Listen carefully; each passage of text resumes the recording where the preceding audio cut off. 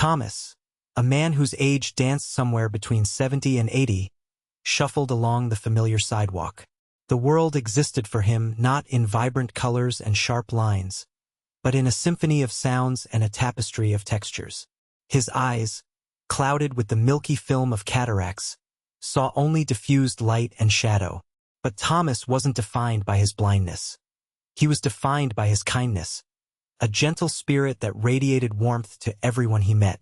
His trusty cane, a polished length of dark wood, tapped a steady rhythm against the pavement, his constant companion and guide. Each tap was a question, and the answering echo painted a picture in his mind. A hollow sound meant an open doorway, a dull thud signaled a wall, and the subtle change in vibration told him if the sidewalk was smooth or cracked. He lived in a small, bustling neighborhood, a place where the scent of freshly baked bread mingled with the exhaust fumes of passing cars. For years, he'd walked the same route, a comforting ritual that grounded him in the familiar. He knew the precise number of steps to Mrs. Gable's flower shop, where the air hung thick with the sweet perfume of roses and lilies. He could anticipate the rumble of the number 7 bus as it lumbered to a halt at the corner. His destination this morning, as it was most mornings, was the corner bakery. The aroma of warm croissants and sugary donuts was a beacon, pulling him forward with irresistible force. Old man Fitzwilliam, the baker, always had a kind word and a warm pastry waiting for him. It was more than just a treat. It was a connection, a small piece of normalcy in a world that often felt chaotic and overwhelming. He wore a tweed jacket, slightly worn but meticulously clean, and a soft woolen cap that shielded his head from the morning chill. His hands, gnarled with age, gripped the cane firmly, each movement deliberate and careful. He was a familiar figure in the neighborhood, a quiet presence who always offered a polite nod and a gentle smile. Even though he couldn't see the faces of those he passed, he could feel their energy, their kindness, or sometimes, their indifference. And mostly, the people in his neighborhood treated him with respect and consideration. Thomas was a part of their community, and they, in turn, were a part of his world. The journey to the bakery was more than just a walk for Thomas. It was a sensory exploration, a carefully choreographed dance between him and his environment.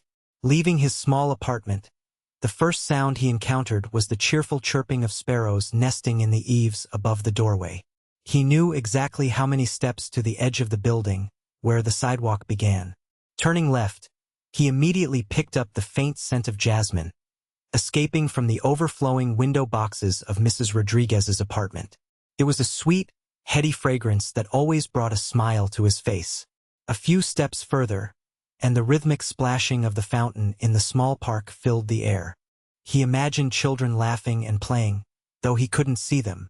The bakery was about 3 blocks away, each block offering its own unique set of sensory clues. The second block was marked by the distinct aroma of Mr. Henderson's woodworking shop.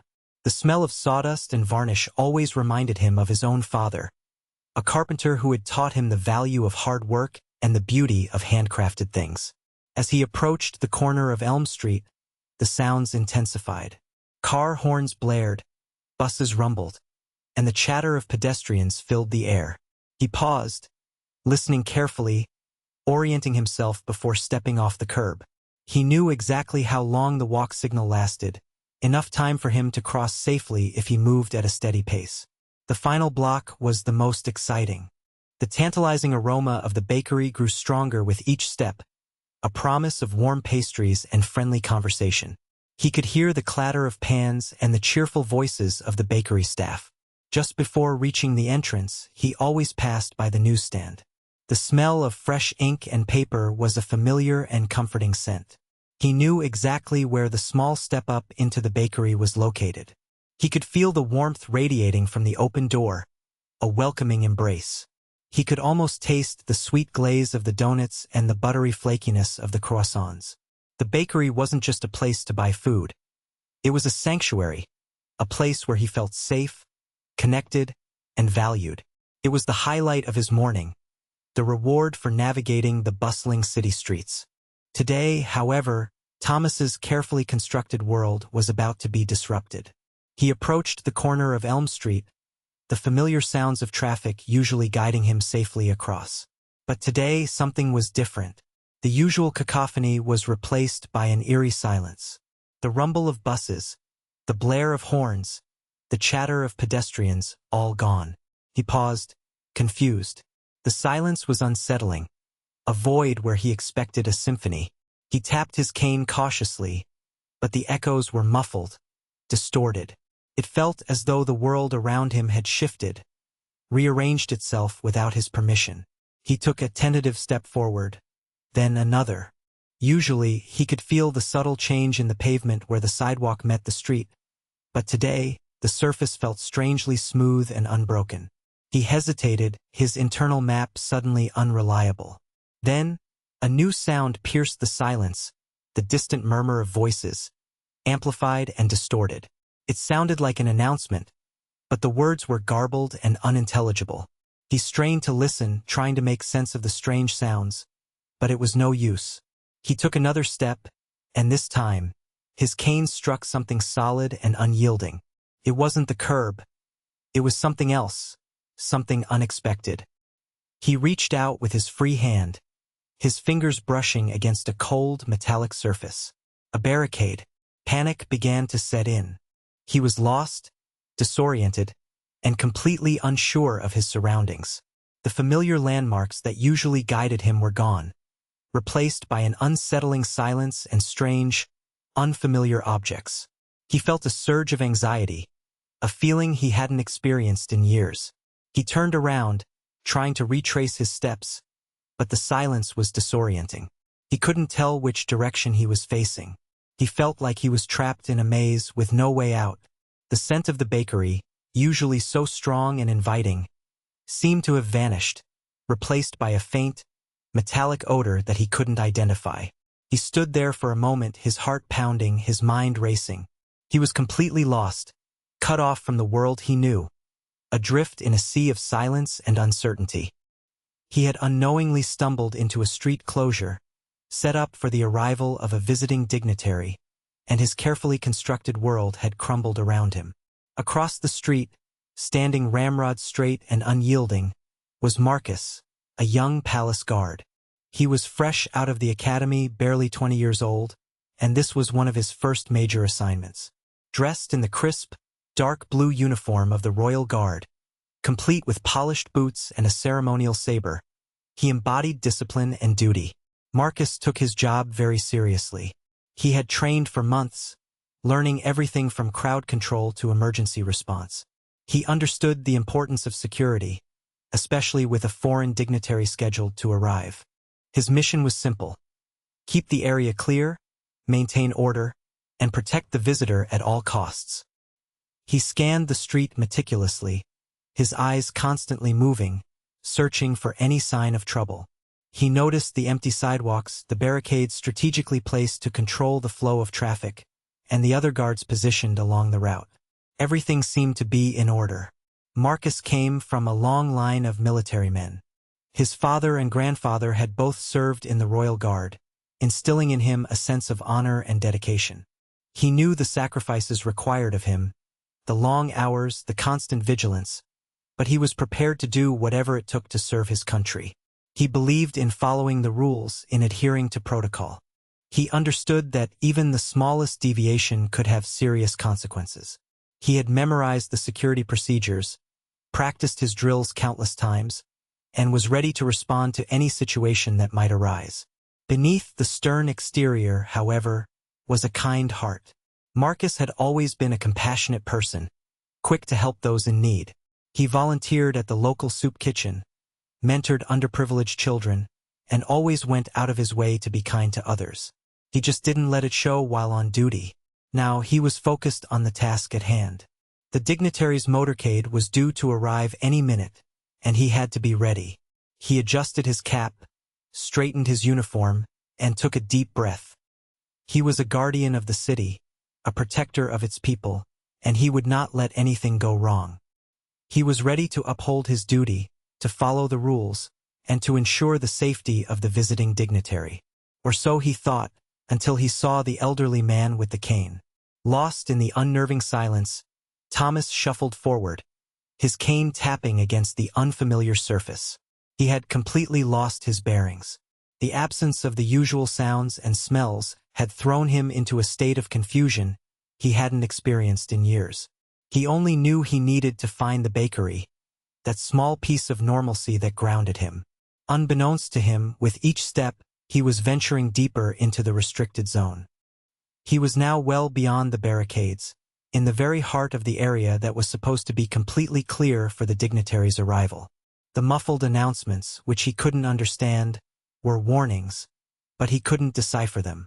In the distance, a new sound began to emerge, a low rumble that grew steadily louder. It was the sound of engines, powerful and approaching fast. The motorcade. He had no idea what it was, only that it was big and loud and getting closer. He quickened his pace, his anxiety growing with each passing moment. He could feel the vibrations in the ground, a subtle tremor that resonated through his bones. He didn't know where he was going, only that he needed to get away from the noise. He stumbled slightly, his cane catching on an uneven patch of pavement. He reached out to steady himself, his hand landing on something smooth and cold. Another barricade? He was trapped, surrounded by unseen obstacles. The rumble grew louder, closer. He could now hear the screech of tires and the sharp blasts of horns. He was in the middle of the street, directly in the path of the approaching motorcade. He didn't know what was happening, only that he was in danger. He turned in circles, his cane flailing wildly, desperately searching for a way out. He was completely disoriented, his senses overwhelmed by the noise and the vibrations. He was a blind man, lost and alone, in the path of an oncoming storm. He was about to be in grave danger, and he had no idea how to protect himself. The motorcade was just around the corner, moments away from reaching him. His heart pounded in his chest. His breath came in ragged gasps. He was helpless, vulnerable, and completely at the mercy of whatever was about to happen. The world was closing in on him, the silence replaced by the deafening roar of engines, the emptiness filled with the looming threat of the unknown. Marcus's eyes scanned the street, sharp and alert, when he saw him. An elderly man, frail and disoriented, stumbling blindly into the restricted zone. His cane tapped erratically against the pavement, a desperate plea in the deafening roar of the approaching motorcade. A wave of panic washed over Marcus. He knew instantly that the man was in grave danger. He was directly in the path of the motorcade, which was now just seconds away from turning the corner. There was no time to call for backup, no time to follow protocol. His mind raced. He had been trained to prioritize security, to protect the dignitary at all costs. But he couldn't just stand there and watch an innocent man get hurt. He knew he had to act, and he had to act fast. He hesitated for a split second, the conflict between duty and compassion raging within him. But then, the image of his own grandfather, frail and vulnerable, flashed through his mind. He knew what he had to do. Ignoring the rigid rules he had sworn to uphold, Marcus broke rank. He sprinted across the street, his polished boots pounding against the pavement. He could hear the roar of the engines growing louder, closer. He knew he was cutting it close. He reached the man just as the motorcade rounded the corner. The lead car, a sleek black limousine, was bearing down on them. Marcus knew he had only seconds to spare. He couldn't shout a warning. The man wouldn't hear him over the noise. He couldn't push him out of the way. He might fall and get hurt even worse. He had to be gentle but firm. With a surge of adrenaline, Marcus reached out and gently placed his hand on the man's shoulder. It was a calculated risk, a breach of protocol, but it was the only way to save him. He hoped the man wouldn't be startled into falling. He hoped he could guide him to safety before it was too late. He hoped he wouldn't be reprimanded for his actions. But most of all, he hoped he could save this man's life. The motorcade was almost upon them. The touch was unexpected, a sudden pressure on his shoulder that sent a jolt of surprise through Thomas. He flinched, his heart leaping into his throat. The world around him was already a confusing jumble of noise and vibrations, and this unexpected contact only amplified his disorientation. His first instinct was fear. Had someone realized he was blind and lost, and was now trying to take advantage of him? Was this the start of something bad? He instinctively tightened his grip on his cane, ready to defend himself if necessary. But then, something about the touch reassured him. It wasn't rough or aggressive, but firm and gentle, like a guiding hand rather than a restraining one. It felt protective. The motorcade was almost upon them, the roar of engines filling the air. Thomas could feel the wind buffeting his face, the vibrations intensifying. He knew he was in danger, but he didn't know what to do. The hand on his shoulder gave him a sense of direction, a point of reference in the chaos. It was telling him something, guiding him somewhere. He decided to trust it, to put his faith in the unknown person who had reached out to him. He leaned slightly into the touch, allowing himself to be guided. He could feel the person beside him moving, urging him forward. He took a step, then another, his cane tapping against the pavement, trying to find a safe path. The roar of the motorcade was deafening now, the cars speeding past just inches away. Thomas could feel the heat radiating from the engines, the force of the wind whipping his clothes. He closed his eyes, bracing himself for the worst. But the worst didn't happen. Instead, he felt himself being pulled gently but firmly to the side, away from the danger. The hand on his shoulder remained steady, reassuring, guiding him through the chaos. He didn't know who this person was, or why they were helping him. All he knew was that they were saving his life. And in that moment, that was all that mattered. The gentle touch on his shoulder was a lifeline, a beacon of hope in the midst of fear and confusion. It was a small act of kindness that would forever change his life. As the last car of the motorcade sped past, leaving a lingering scent of exhaust fumes in the air, Marcus gently steered Thomas towards the relative quiet of a nearby side street. He kept his hand on Thomas's shoulder, a reassuring presence, as they moved away from the main thoroughfare. Once they were far enough from the noise, Marcus spoke, his voice calm and steady, trying to soothe the old man's frayed nerves. "Sir, are you all right? My name is Marcus, and I'm a palace guard. You wandered into a restricted area." They closed the street for the dignitary's motorcade. He spoke slowly and clearly, making sure Thomas could understand him. He knew that the old man was likely still disoriented and frightened, and he wanted to reassure him that he was safe now. "There was a street closure, sir. I'm very sorry you weren't aware of it.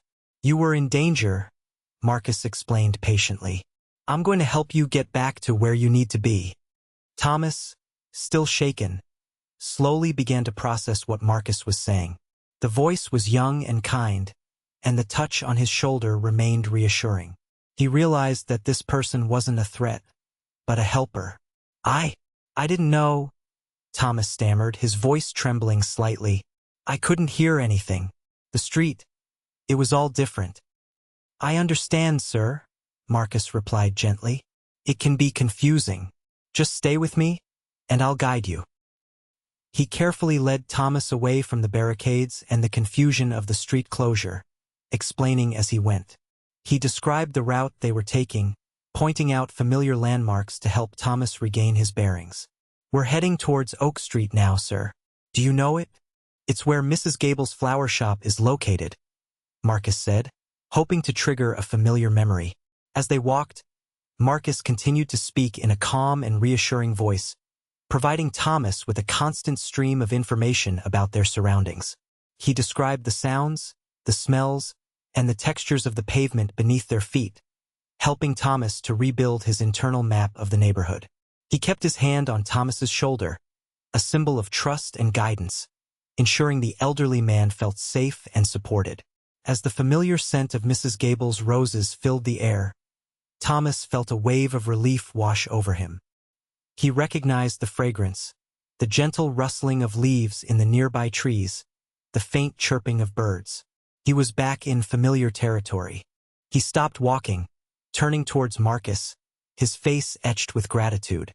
"Oh, young man," he said, his voice thick with emotion. Thank you so much. I don't know what I would have done without you." He reached out, his hand trembling slightly, and gently touched Marcus's arm. "I was so lost, so confused. I thought something terrible was going to happen. "It's all right, sir," Marcus replied, his voice filled with genuine concern. "You're safe now. That's all that matters." "But you risked so much to help me," Thomas said, his voice filled with awe. "You could have gotten in trouble. You could have lost your job." Marcus shrugged, a slight smile playing on his lips. "It was the right thing to do, sir. That's all." "No, it was more than that," Thomas insisted. "It was an act of kindness, an act of compassion, and I will never forget it." He paused, taking a deep breath, composing himself. "I may not be able to see you, young man, but I can feel your kindness. I can feel your heart, and I am truly grateful." He reached into his pocket and pulled out a small, worn leather pouch. He fumbled with the strings for a moment, then extracted a small, silver coin. "Please take this," he said, offering the coin to Marcus. "It's not much, but it's all I have. A small token of my appreciation." Marcus gently refused the coin. "I couldn't possibly accept that, sir. I was just doing my job." "But you did more than your job," Thomas insisted. "You showed me kindness when I needed it most, and that is worth more than any money." He pressed the coin into Marcus's hand, his fingers closing around it. "Please take it, as a reminder that even the smallest act of kindness can make a world of difference." Thomas was truly relieved and grateful. He was safe, he was back in familiar territory, and he had been helped by a kind and compassionate young man. He would never forget Marcus, the palace guard who had risked everything to save a blind old man. With the silver coin safely tucked away in his pocket, Marcus focused on helping Thomas fully regain his sense of direction. He knew that even though they were back in familiar territory, the earlier disorientation might still linger. "Now, sir," Marcus said, his voice gentle and encouraging, "let's get you oriented. The bakery is just 2 blocks that way," he said, pointing in the correct direction. "Can you hear the traffic on Maple Street? That's where you need to go." He described the route in detail using the landmarks that Thomas knew so well. "Walk past Mrs. Gable's flower shop, then turn right at the corner. You'll hear the fountain in the park on your left. The bakery is just across the street from the park." He paused, making sure Thomas was following him. "Do you remember the small step up into the bakery? It's right next to the newspaper stand." Thomas nodded, his face lighting up with recognition. Yes, I remember the step. And the smell of the bread. It's getting stronger now." "That's right, sir," Marcus said, smiling. "You're almost there. Just take your time and follow the sounds and smells. You know the way." He knew that Thomas was capable of reaching the bakery on his own, and he wanted to give him the space and independence to do so. "All right, sir," Marcus said, his voice filled with warmth and respect. "I think you've got it from here. Enjoy your pastry, and have a wonderful day." He watched as Thomas walked confidently towards the bakery, his cane tapping a steady rhythm against the pavement. He knew that he had done everything he could to help, and he felt a sense of satisfaction knowing that Thomas was safe and on his way to a familiar and comforting destination. As Thomas continued his journey to the bakery, Marcus watched him for a moment longer, ensuring his safety. Then, with a deep breath, he turned and walked back towards his post. The dignitary's motorcade had already passed, the sleek black cars disappearing into the distance. The street closure would soon be lifted, and life would return to normal. As he walked, Marcus replayed the events of the past few minutes in his mind. He knew that he had broken protocol, that he had disobeyed direct orders. He could face disciplinary action, even dismissal. The thought made his stomach clench with anxiety. But then, he remembered the look of gratitude on Thomas's face, the warmth of his hand as he offered the silver coin. He remembered the feeling of satisfaction he had experienced when he saw Thomas walking confidently towards the bakery, and he knew deep down that he had done the right thing. He reached his post and resumed his position, standing tall and proud in his uniform. His fellow guards glanced at him with curiosity, but no one said a word. They must have seen what had happened, but they didn't question his actions. Perhaps they understood. The street closure began to lift, the barricades being removed, the traffic slowly resuming.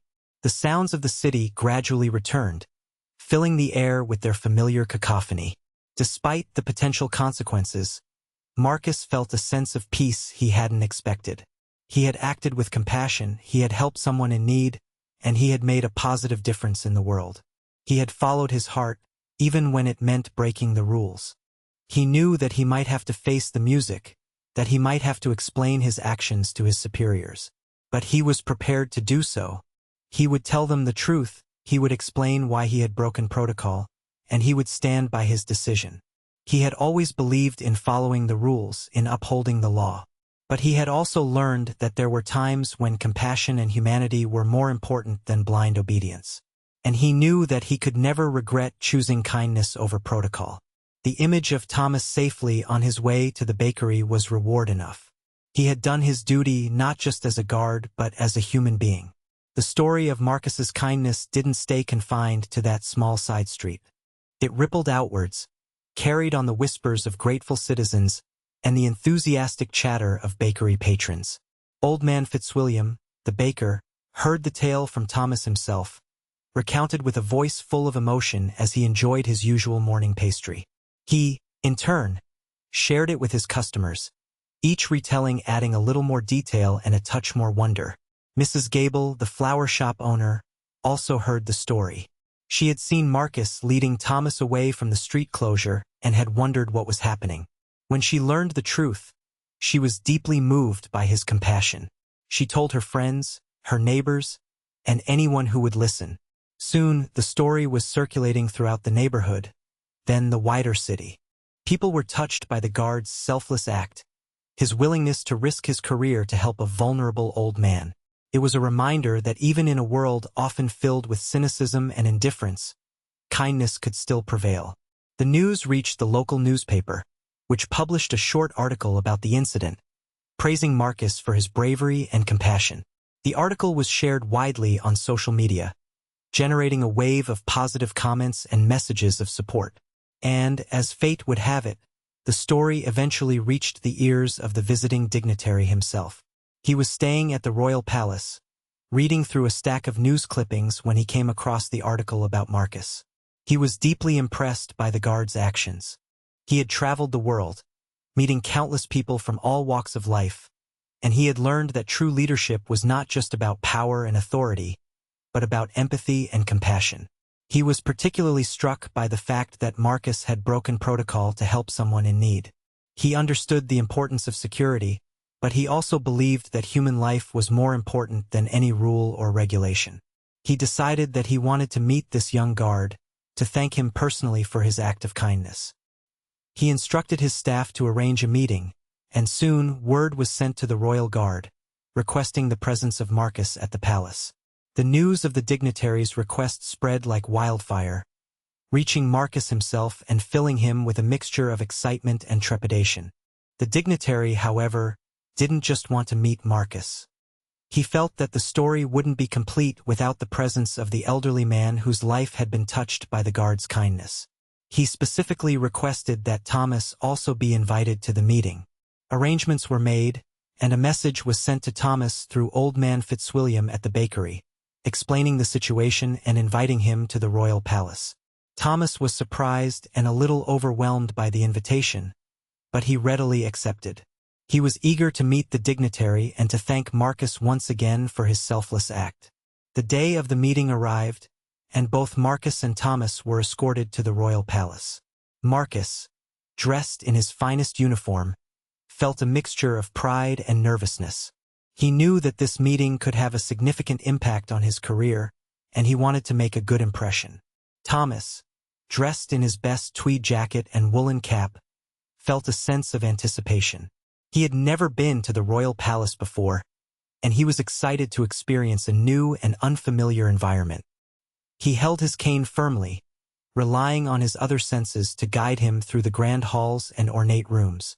They were led to a spacious reception room, where the dignitary was waiting to greet them.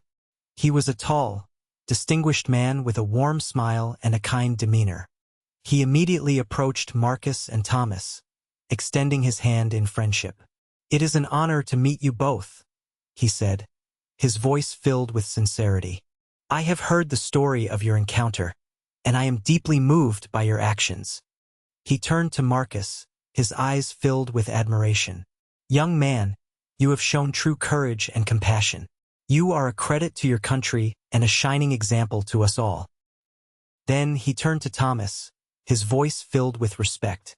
"Sir, your resilience and your unwavering spirit are an inspiration.